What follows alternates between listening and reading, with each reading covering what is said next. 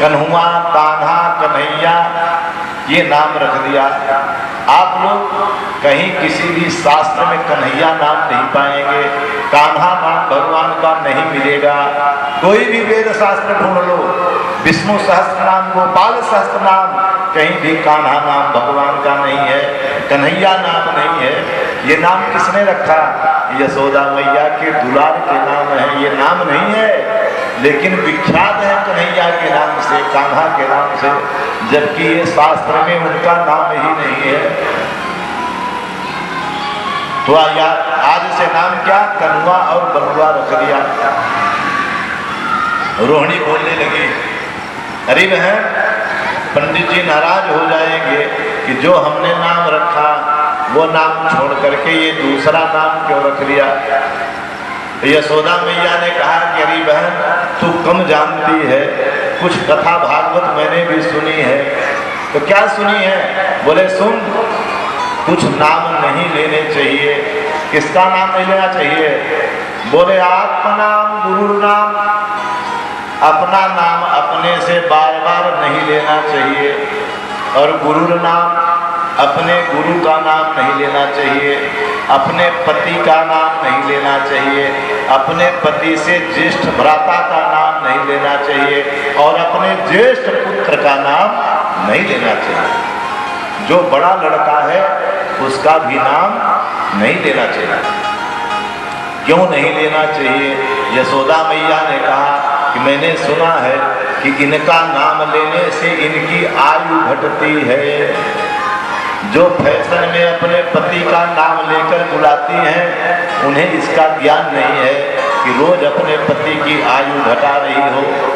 इसलिए अपने पति का नाम नहीं लेना चाहिए, पति से बड़े भाई का नाम नहीं लेना चाहिए, अपने गुरु का नाम नहीं लेना चाहिए, अपना नाम नहीं लेना चाहिए, अपने ज्येष्ठ पुत्र का भी नाम नहीं लेना चाहिए। इसीलिए माताएं बहनें मुन्ना, लल्लू, कल्लू ऐसे नाम रख देती थी कि असली नाम लेना न पड़े। बोल भक्त वत्सल भगवान की। थोड़े भगवान अब और बड़े हो गए, अब तो आंगन में इधर लोग चलने फिरने लगे। तो मैया ने सुंदर पाँवों में पैजनी बांध दिया, कमर में करधनी बांध दिया। क्यों? क्योंकि मैं घर के काम धाम में लगी रहूंगी, और ये खेलते खेलते कहीं जहाँ भोजन बनता है रसोई में चले जाएंगे, कहीं आग पकड़ लेंगे, तो पाँव में पजली और कमर में करधनी बंधी रहेगी, तो जिधर भी जाएंगे छन्न छन्न छन्न छन्न आवाज आती रहेगी, तो हमें पता चलेगा कहाँ जा रहे हैं। दोनों भैया खेलने लगे। जब जब कोई नजर टोना टोटका की शंका हो तो मैया गोमूत्र लगा दे, गोबर लगा दे भगवान को। एक दिन दोनों भैया खेलते खेलते गौशाला में चले गए। मैया ने बढ़िया नहला धुला के श्रृंगार किया, चोटिया बांध दिया, मोटे मोटे काजल लगा दिया, पीठ की झबुलिया पहना दिया, और पाँवों में पैजनी, कमर में करधनी बांध दिया। दोनों भैया खेलते खेलते गौशाला में पहुंच गए। आपस में विचार करने लगे कि जब देखो तब मैया को मूत्र से नहवावे, गोबर लगावे, आज चलो अपने आपे लगा लेते हैं। दोनों भाई गोबर उठा उठा के लगे मालिश करने, पूरे शरीर में गोबर पोत लिया। जो गोबर पोत करके आ गए मैया के सामने। जो मैया के सामने आए, मैया ने देखा रे राम राम, यानी तो सबरो कियो धियो श्रृंगार नष्ट कर दिया। कान पकड़ के लगे झापड़ते मारवे और बोलने लगे, कंकाभिषेक सकलार वैभम विलोक्य दामोदर बतस्कोपवसात यशोदा त्वं सुकरो सिकत जनमन पूतनारे एकते सुरच्मिन् मुखते बलनो मुरारे त्वं सुकरो गत जनमन। अरे शुकर कहीं का, देखो तो इतना बढ़िया सब श्रृंगार नष्ट कर दिया। मुझे ऐसा लगता है ये पहले जन्म में शुकर रहा होगा। भगवान मन ही मन हंसने लगे कि मैया तुमने ठीक पहचाना है, मेरा पूर्व जन्म 12 ही मैंने अवतार लिया था। खड़े हो गए।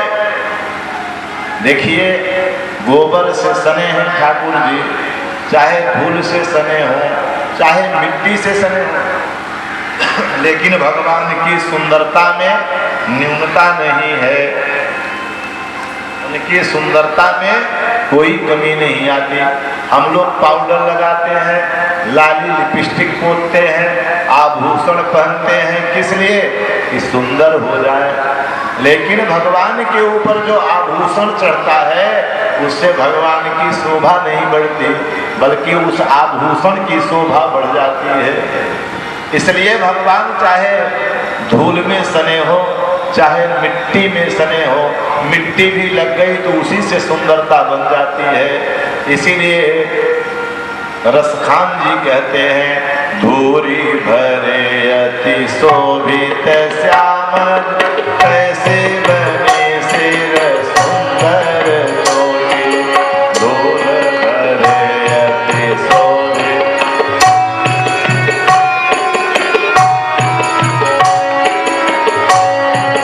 खेलत खात फिरे अंगना पर, पैजनी बाजत पीरी कछोटी, खेलत खात फिरे अंगना पर, पैजनी पीरी कछोटी, पाछली को रस खान दे लोग, पाछली को रस खान दे लोग, भारत काम कला निधि कोटि, राज के भाग कहाँ कहिए, हरि हाथ से ले गयो माखन रोटी, राज के भाग कहाँ कहिए, हरि हाथ से ले गयो माखन रोटी।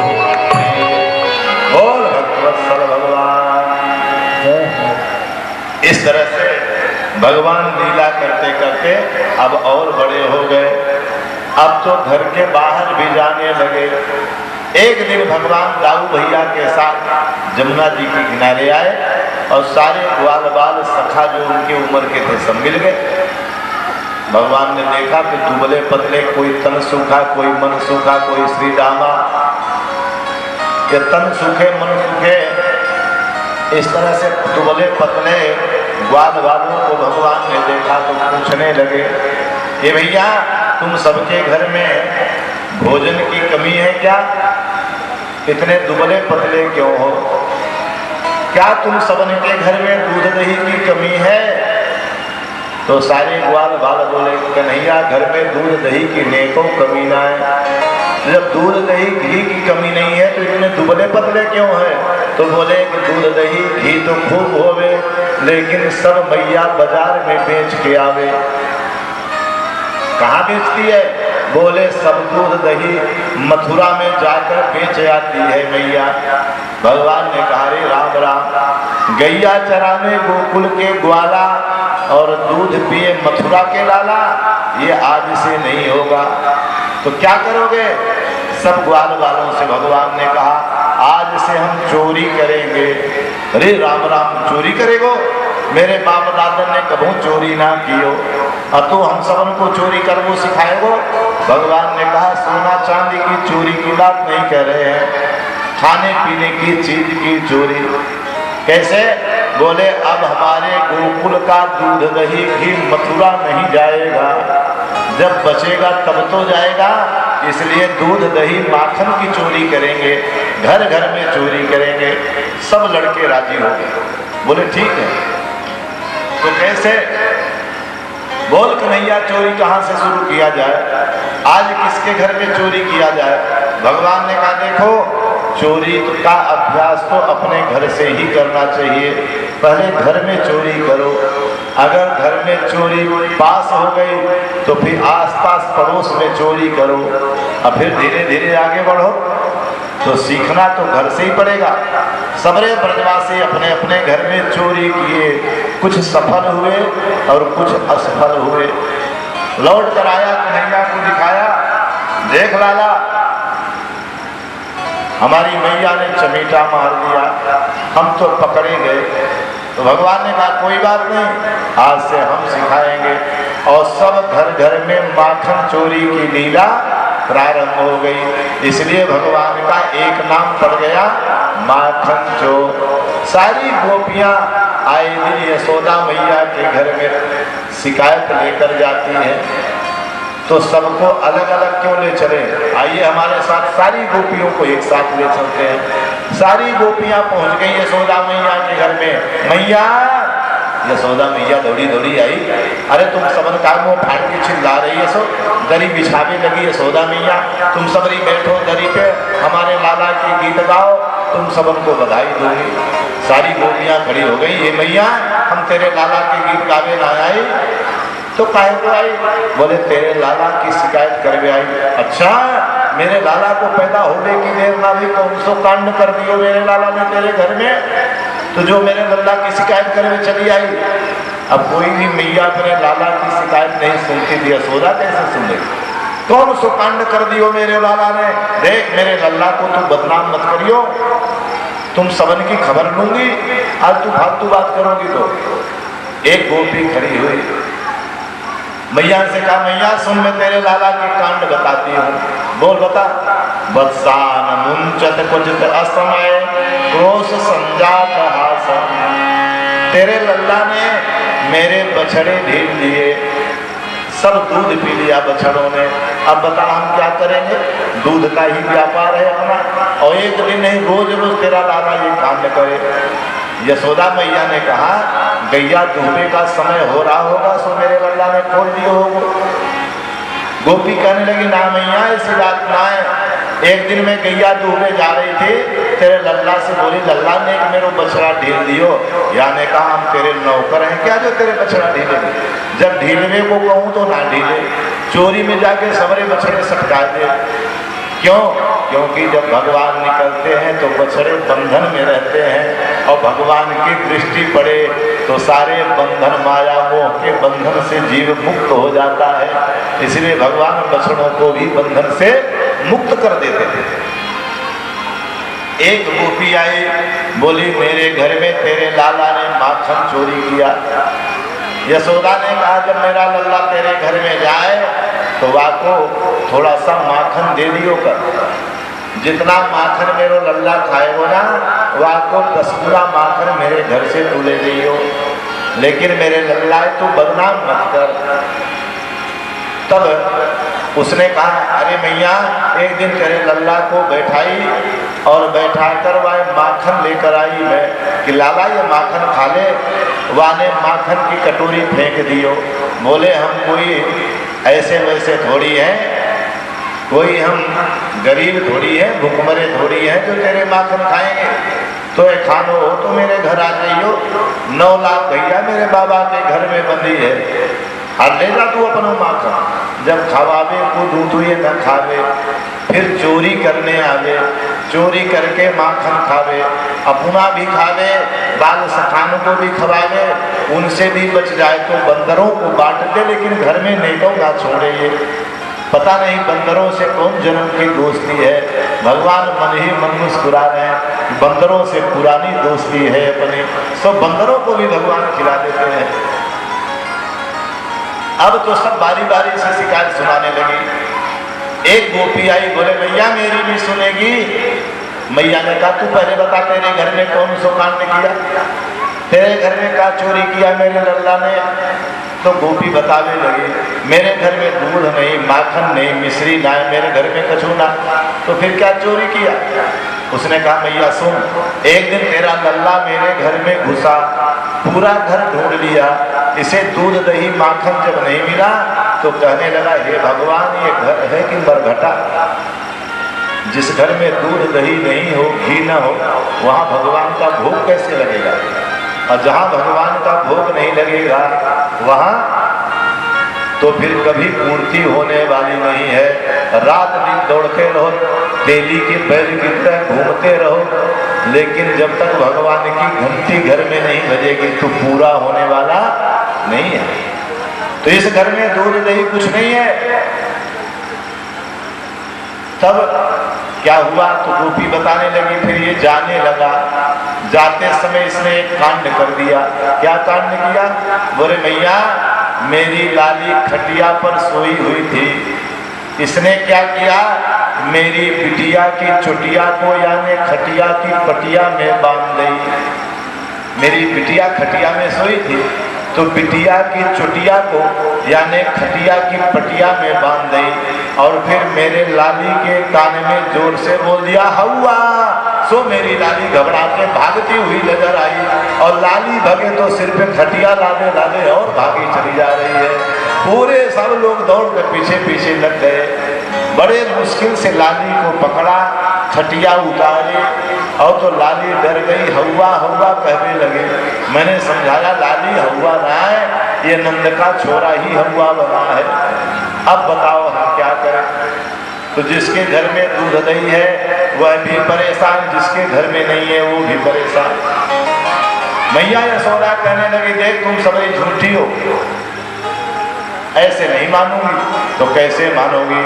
बोले एक काम कर, तू मेरे लल्ला को रंगे हाथ पकड़ कर लाएगी तब मानूंगी। और एक काम किया कि एक गोपी ने संकल्प लिया कि देख मैया जब तक तेरे लल्ला को मैं रंगे हाथ पकड़ कर नहीं लाऊंगी तब तक मैं अन्न जल नहीं खाऊंगी। चली गई। अब भगवान को पीड़ा हो गई कि मैं अगर पकड़ जाऊंगा तो मैया मारेगी, अगर नहीं पकड़ में आऊंगा तो ये गोपी बिना खाए पिए मर जाएगी। सो विचार करके भगवान रात्रि में उसके घर गए। जब घर गए तो देखा कि गोपी भी बड़ी चतुर है। उसने छीके में मटके में माखन भरकर छीके में लटका दिया। छीका अब तो कहीं दिखता नहीं है। जो बूढ़ी मैया बैठी होंगी पुराने 50 साल के पहले वाले, वो छीका को कहीं कहीं सिकहर भी कहते हैं। वो रस्सी का बनता था और बढ़िया उसमें जो है मटकी वगैरह रख दिया जाता था कि दूध का नुकसान न करे। तो उसने उसी सिकहर में माखन छुपा दिया और उसी के नीचे चारपाई डाल के सो गई और सिकहर में एक घंटी बांध दिया कि जरा सा भी हिलेगा अगर ये तो घंटी बजेगी और घंटी बजेगी तो मैं झट पकड़ लूंगी। भगवान आए, देखा कि माखन तो ऊपर लटका है। कुछ ग्वाल बालों को झुका दिया और उनके ऊपर अध्यक्ष जी चढ़ गए। जा करके देखा तो घंटी बंधी थी। तो घंटी में कौन होते हैं? गरुड़ जी, हनुमान जी या शेष जी? ये तो इन्हीं के भक्त हैं। बोले देखो बजना मत, हम चोरी करने जा रहे हैं। घंटी ने कहा आराम से करो। भगवान ने माखन उतार लिया, घंटी नहीं बजी। लेकर जमीन में आए, हाथ डाला मटकी में, माखन निकालकर जो मुंह में डाला सो घंटी जोर जोर से लगी बजने। जो घंटी बजने लगी भगवान नाराज हो गए, लगे डांटने कि मना किया था बजना मत तो बजी क्यों? घंटी ने कहा जब आपने चोरी किया तो मैं चुप रही और जब भगवान का भोग लगेगा तो घंटी तो बजेगी ही। जब आप भोग लगाना शुरू कर दिए तो मैंने बजना शुरू कर दिया। तब तक गोपी जग गई और छठ हाथ पकड़ लिया नंदलाला ने, लेकर चल पड़ी। अब बोलने लगी कि सर गोपियां हमारे साथ आ जाओ, आज नंद का छोरा रंगे हाथ पकड़ा गया है। दौड़ी दौड़ी गई, यशोदा मैया के घर पहुंच गई। थोड़ी दूरी रह गई, तब भगवान को चिंता हुई कि मेरी मैया बहुत मारेगी। इतना प्रेम भगवान को यशोदा मैया से मिला और किसी मैया से नहीं मिला। यशोदा जो है देवकी के भी आए मैया तो वो भी है, कौशल्या भी मैया है, देवहूति भी मैया है, अदिति के गर्भ से वामन भगवान के रूप में वही भगवान आए। लेकिन मैया का आनंद भगवान को नहीं मिला। क्यों? क्योंकि इन सब माताओं ने भगवान का वह रूप देख लिया था। ये सब पहचान गई कि ये भगवान है, लेकिन यशोदा नहीं जानती है कि ये भगवान है। इसलिए यशोदा छड़ी से भी मारती है, कान भी मुरेड़ती है। इसलिए भगवान को सबसे बड़ा वात्सल्य प्रेम यशोदा मैया से मिला। तो डर रहे हैं कि यशोदा मैया मारेगी। सुखदेव जी कहते हैं राजन यदि विभेति स्वयं भयम, जिसके भय से साक्षात भय भी भयाक्रांत होता है। काल जिसके सामने भयभीत होता है वह भगवान यशोदा मैया की छड़ी से भयभीत हो रहे हैं। तो एक काम किया, बोले ए गोपी, रुक गई गोपी, बोले बताओ, पूछा ये बताओ मेरी मैया रिश्ते में तेरी क्या लागे? गोपी ने कहा तेरी मैया मेरी सास लागे। तो भगवान ने कहा थोड़ी बहुत शर्म है कि सब बेच खाई बाजार में। नाराज हो गई गोपी, चोरी तू करे लाज शर्म की बात मोह सिखावे। भगवान बोले या नाते ना गोपी, मेरी बात तो समझ, जब मेरी मैया तेरी सास लगे तो तू सास के सामने ऐसे मोहड़ो खोल के जाएगी? अरे हाँ लल्ला ये तो भूल गई। तो भगवान ने कहा ने घूंघट तो कर ले, सास के सामने जा रही है। तो भगवान ने जो घूंघट करने के लिए कहा तो गोपी ने कहा ठीक है, और उसी समय भगवान का हाथ छोड़ दिया और वह घूंघट संभालने में पड़ गई। भगवान ने लीला कर दिया, फिर भगवान का हाथ पकड़ लिया, लेकर यशोदा मैया के सामने गई। हे मैया देख तेरो लाला आज रंगे हाथ पकड़ा गया है, कहाँ है मेरा लल्ला? तो यशोदा दौड़ करके आई, मेरो लल्ला कहाँ है, तुमने पकड़ लिया? अरे आजा आजा देख ले। यशोदा मैया आई तो दंग रह गई। अरे बाबरी तेरी मति गति तो ठीक है, तू कहीं भंग के नशे में तो मेरे घर नहीं आ गई? अरे हाँ हाँ आज तेरे लल्ला को मैंने रंगे हाथ पकड़ लिया ना, तो तू ऐसे बताएगी वो? यशोदा ने कहा रे बाबरी ले घूंघट तो उठा। जो घूंघट उठाया तो भगवान गायब अपने पति देवता का हाथ पकड़े खड़ी थी। सो लाज के मारे शर्म के मारे पानी पानी होकर भागती हुई नजर आई। यशोदा मैया ने कहा कहाँ मेरो लल्ला? अब तो भागती हुई नजर आई और गली में ठाकुर जी मिल गए अंगूठा दिखाते हुए। क्यों गोपी तुमने मरवाया मोह मैया से? अब गोपी आश्चर्यचकित रह गई और ठाकुर जी को पकड़ लिया। ये बता लाला तो मेरो पति वहां गया नहीं, मैं तो हाथ पकड़कर तेरी ले गई, वहां पति कहां से आ गया? भगवान ने कहा कहीं से नहीं आया, मैं ही तेरा पति बन गया। हे राम छोटा सा लल्ला तू मेरा पति बन गया? भगवान ने कहा अरे बावरे मैं तो जगत पति हूँ, अगर तेरा पति बन गया तो कौन सी बड़ी बात है, मैं जगत पति हूँ। पूरे ब्रज में अंदर में हल्ला हो गया, अरे चोरी कर तो डोले। सारी गोपियां शिकायत करती हैं चोरी कर तो डोले, श्याम मोते सूढ़ो न बोले। चोरी कर तो डोले, श्याम मोते सूढ़ो न बोले। चोरी कर तो डोले, श्याम मोते सूढ़ो न बोले।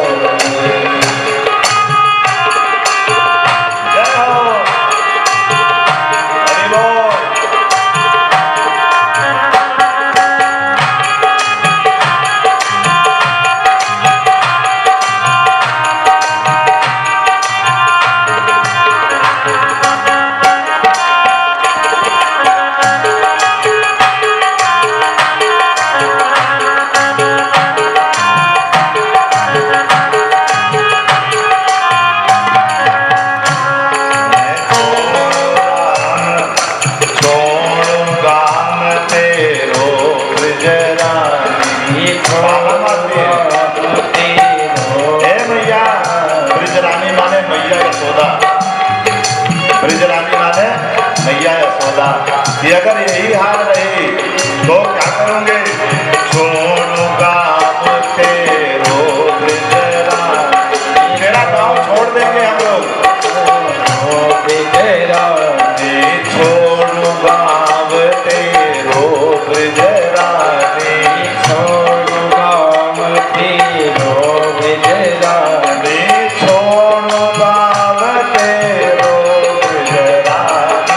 छोड़ो गाँव तेरो ब्रजरानी। तुमसे साची बोलो, तुमसे साची बोलो, जान मोटे सीधे न बोले, साची बोले श्याम मोटे सोलो न बोले, सोलो न बोले मोटे। आजा मेरे पास। भगवान ने कहा जब मारेगी नहीं तो लाठी क्यों ले आई है? मैया ने कहा बुढ़ापे में लाठी सबन को लेनी पड़े, या नाते लाठी लेके आई है।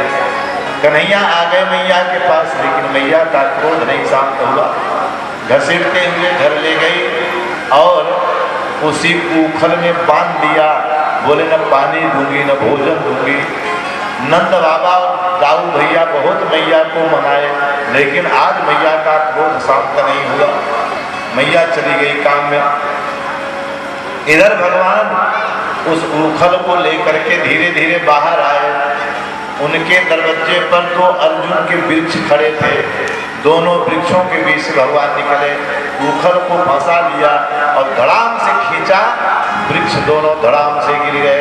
उसी दो वृक्ष से दो पुरुष प्रकट हो गए, सुंदर दिव्य मुकुट धारण किए हुए भगवान की स्तुति करने लगे।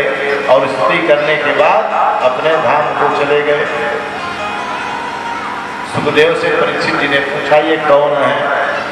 तो सुखदेव जी कहते हैं राजन ध्यान से सुनो, यह कुबेर के पुत्र नलकुबर और मणिग्रीव है। तो वृक्ष में कहां से निकल पड़े? बोले सुनो, ये धनवान के बेटे हैं।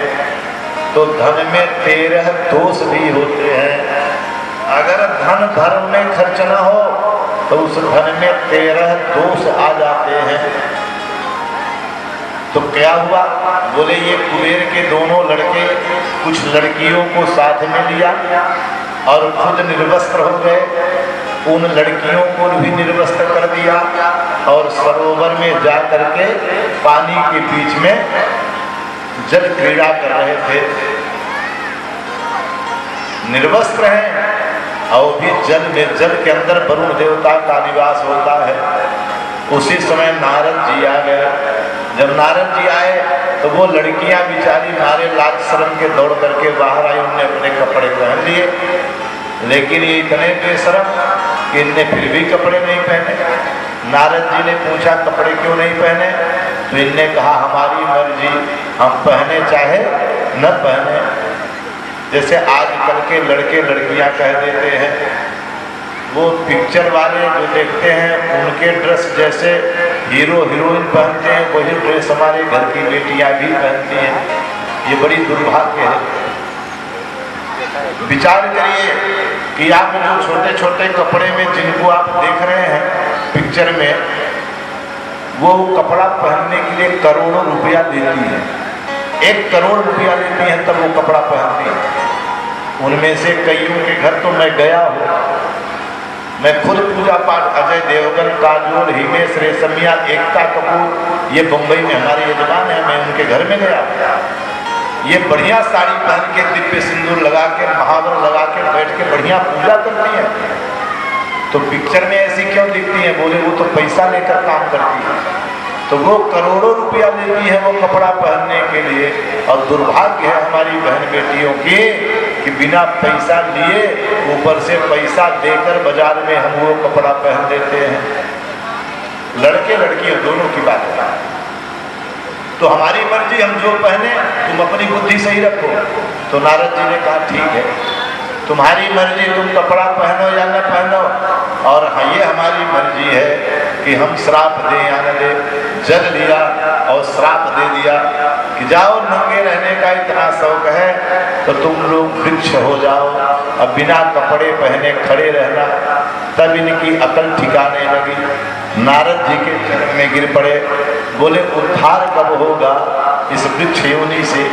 तो बोले द्वापर के अंत में तुम नंद बाबा के घर के सामने रहोगे और भगवान उसी घर में जाएंगे।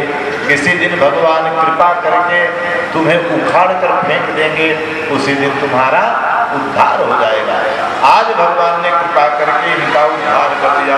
बोल वृंदावन बिहारी लाल की जय। अब भगवान और बड़े हो गए। कभी तो जाकर बैलों की सींग पकड़कर लड़ने लगे, कभी मैया से चंदा मामा के लिए रूठ जाए, कभी मैया से कुछ लेने के लिए रूठ जाए। एक दिन भगवान रूठ गए, बोले मैया मुझे चंद्र खिलौना चाहिए, अब तो तुम मुझे चंद्रमा लाकर नहीं देगी तो मैं कुछ भी खाऊंगा नहीं और न तो पानी पीऊंगा। मैया बड़ी परेशान, बोली लाला तू खा पी ले और ऐसे हट करता रहेगा तो तेरा शादी ब्याह भी कुछ नहीं होगा। अरे भगवान को याद आ गया, मैया का आंचल पकड़ लिए, हे मैया तो मेरो शादी करा दे, तू ब्याह करा दे, अब भाले करा दे, अभी कराओ मेरा ब्याह। हट पकड़ लिया भगवान ने मैया से। कैसे हट पकड़ लिया? मैया तू मेरो राधा रानी से विवाह कर दे, अब भाले कर, अब भाले माने अभी कर। तुरंत एकदम हट करके बैठ गए। अरे राधिका गोरी से बिरज की छोरी से मैया करा दे मेरो प्यार। राधिका गोरी से बिरज की छोरी से मैया करा दे मोर प्यार। राधिका गोरी से बिरज की छोरी से मैया करा दे मेरो प्यार। राधिका छोरी से बिरज की छोरी से मैया करा दे मोर प्यार। उम्र तेरी छोटी है, नजर तेरी खोटी है, कैसे करा दूं तेरो प्यार। उम्र तेरी छोटी है, नजर तेरी छोटी है, कैसे करा दूं तेरा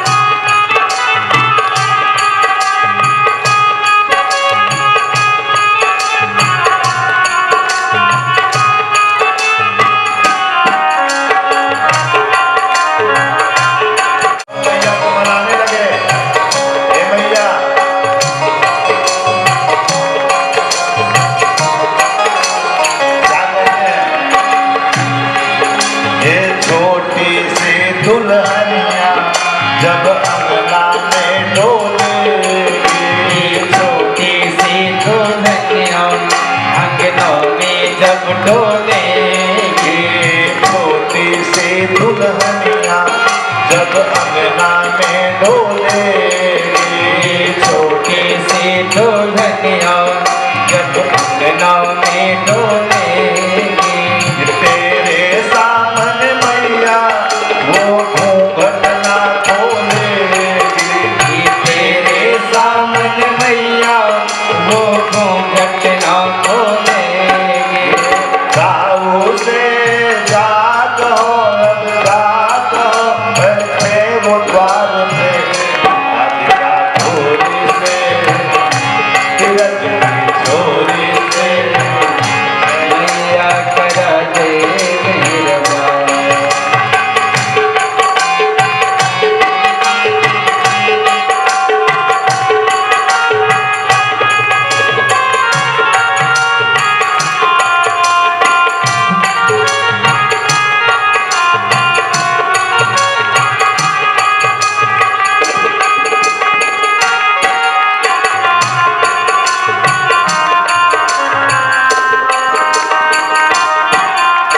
और मनाते हैं। जब इतने पर भी मैया नहीं माने तो और मनौती करने लगे।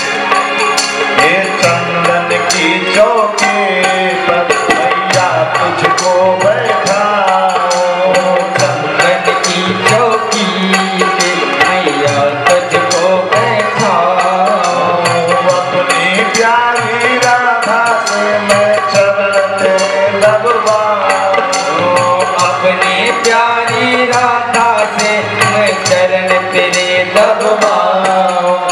भोजन में बनवाऊंगा बनवाऊंगा 56 प्रकार के राधिका घोरी से विरज की चोरी से मैया करा दे मोरा राधिका घोरी से विरज की चोरी से मैया करा दे मोरा। उम्र तेरी छोटी है नजर तेरी होती है कैसे करा दूं तेरा। हटो।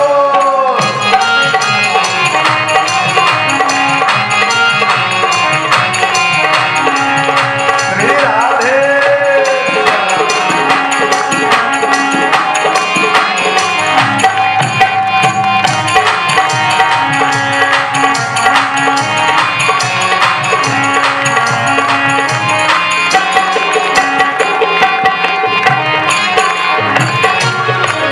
ये सुन बातें लाला की मैया बैठे मुस्काए। ये सुन बातें दादा की मैया बैठी मुस्काए। सुन बातें लाला की मैया बैठे मुस्काए।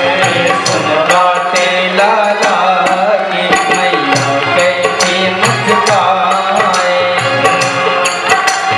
सुन बातें कान्हा की मैया बैठे मुस्काए। की मैया बैठी मुस्काए। अपने प्यारे कान्हा को हृदय से लगाए। अपने प्यारे कान्हा को हृदय से लगाए। नजर कहीं लग जाए ना मेरे गोपाल को राधिका घोरी से विरत की चोरी से मैया करा दे मेरा। राधिका घोरी से विरत की चोरी से करा दे मेरा। नजर तेरी छोटी है नजर तेरी छोटी है कैसे करा दूं तेरा राधिका घोरी से विरत की चोरी से मैया करा दे मेरा। राधिका घोरी से विरत की चोरी से मैया करा दे मेरा। कैसे करा दूं तेरे प्यार। बोल भक्त वत्सल भगवान की ये देखो बहनों भाइयों भगवान की कथा अनंत है। हरि अनंत हरि कथा अनंत। ऐसे तो भगवान की एक एक लीला अगर रात भर कही जाए, रात भर सुनी जाए तो कम है। भगवान की ऐसी अद्भुत बाल लीला है, उसका वर्णन कितना किया जाए, लेकिन समय की एक मर्यादा है। उतने बजे तक हमें कथा करना है और 9 बजने वाले हैं, अभी कथा बहुत है, इसलिए कुछ कथाओं को आप संक्षेप में सुनिए। उसमें सब गलती मेरी ही नहीं है, यद्यपि हम बहुत मेहनत करके आपको कथा सुना भी रहे हैं, आप माने या न माने, लेकिन लगातार कार्यक्रम चल रहे हैं। एक मंच से उतर करके और घर नहीं गए, हम गाड़ी से बैठकर यहाँ चले आए। हमारी आवाज़ ही आपको बता रही होगी, मैंने फिर भी बोल सकने लायक नहीं है, फिर भी हम जोर लगाते हैं कि कथा आपको सुना के ही जाएंगे। और कभी कुछ आप में है, 6 बजे का समय है तो आप 7 बजे 7:30 बजे आते हैं, तो ऐसे ऐसे समय बीतता जाता है। फिर 10 साढ़े 10 बजे तक कथा होती है, फिर कभी कभी कल ज़्यादा देर हो गया, फिर 11 बजे कब भोजन होगा, तब विश्राम होगा, तो समय से आपको भी आना चाहिए। और आज तो कथा अभी थोड़ी आधा घंटा और चलेगी, गोवर्धन पूजा कराएंगे और इसके बाद कथा को विश्राम देंगे। कल कथा लंबी है, महाराज सखियों के साथ दिव्य रास भगवान करेंगे, कंस का वध करेंगे, उद्धव का गोपियों से संवाद, ये बड़ी गंभीर कथाएं हैं। और फिर रुक्मिणी जी का भगवान से विवाह होगा, विवाह की मंगलमय झांकी भी बनेगी, तो जब झांकी बनेगी तो समय और बढ़ेगा। तो इसलिए कल और समय से आना है आप लोगों को। एक तो यह निवेदन है, दूसरा निवेदन यह है कि हमारे भाई शैलेंद्र मणि जी जो अयोध्या धाम से चल करके आपके इस नगर गांव में आए हैं, भगवान की मंगलमय कथा करवा रहे हैं, वह ब्राह्मण घर घर जाके आप लोगों से अनुग्रह अनुनय निवेदन कर रहे हैं। तो कुछ ऐसा भी संयोग बने उस ब्राह्मण को कहीं से अपने जेब से न लगे। ये बहुत खर्चा का काम है, यद्यप कैसे हिम्मत करके वो लग गए इस काम में। मैं तो यही बड़े चक्कर में पड़ा, इन सबको पैसा देना है, उनको भी देना है, और उनकी दशा देखता हूँ तो उनको कहीं न कहीं चिंता की लकीरें हमें दिख रही हैं। तो उनका भी आप लोग यथाशक्ति जो सहयोग बन पड़े वो सब लोग करें। कोई भी ब्राह्मण असंतुष्ट होकर आपके नगर गांव से न जाए, क्योंकि इनमें से बहुत सारे भाई, और सबको ही मान लीजिए कि दूसरी कोई वृत्ति नहीं है, 12 महीना यही काम है। तो यह है तो धर्म का काम, लेकिन सब बाल बच्चेदार हैं, गृहस्थ वाले हैं, तो घर गृहस्थी का कौन खर्चा चलाए, तो इनको देना भी पड़ता है, सबको देना पड़ता है, तो उन सबका भी खर्चा बर्चा चल जाए। और ऐसा थोड़ा आप लोग भी सहयोग करेंगे, एक दूसरे से बात पहुंचाइएगा। वो बहुत सारी बातें नहीं कह पाते हैं, हमें भी कहने में संकोच लग रहा है, क्योंकि हमारा काम भी कहना नहीं है, क्योंकि हमें तो इसलिए बुलाया गया कि आप कथा सुनाइए। तो कथा हम राधा श्री राधा श्री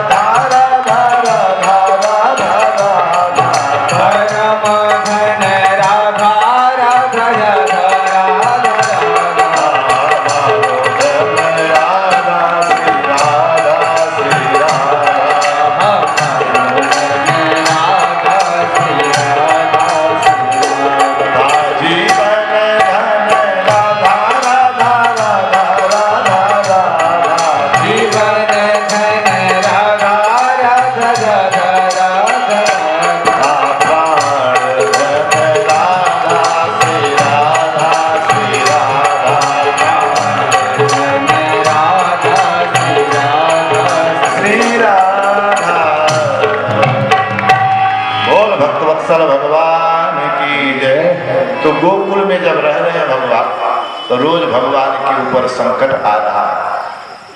तो नंद बाबा घबरा गए कि कभी तृणावर्त, कभी अघासुर, कभी बकासुर, कभी वत्सासुर, ये सब भेजा, उन्हें सबको भगवान ने मार डाला। ये रोज रोज कोई न कोई उत्पात हो रहा है, इसलिए यहाँ हमारे लल्ला को खतरा है, इसलिए हम अब यहाँ पर गोकुल में नहीं रहेंगे।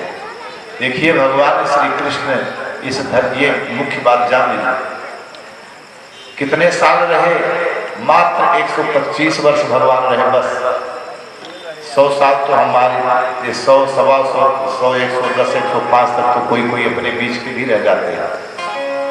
भगवान बहुत ज्यादा दिन नहीं रहे, 125 साल धरती पर रहे बस। 4 साल गोकुल में, 6 वर्ष वृंदावन में, 14 वर्ष मथुरा में, 1 वर्ष उज्जैन में सांदीपनि ऋषि के यहाँ विद्या अध्ययन करने गए, और 100 वर्ष तक द्वारिकाधीश बनकर रहे, फिर बस चले गए भगवान। ऐसी 125 वर्ष में इतनी बड़ी लीला उन्होंने कर दिया।